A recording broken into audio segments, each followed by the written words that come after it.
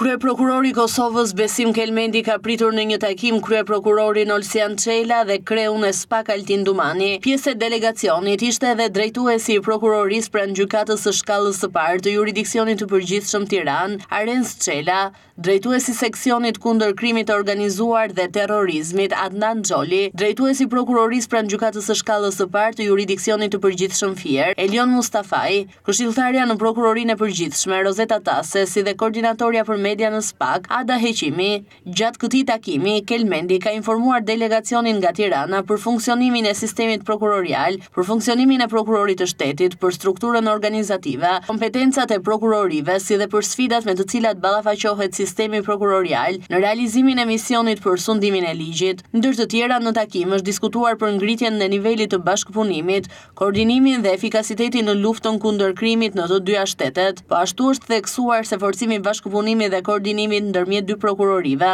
në fushën e drejtësisë penale është thelbësore për përballimin e sfidave të përbashkëta dhe trajtimin e çështjeve me interes të ndërsjellë.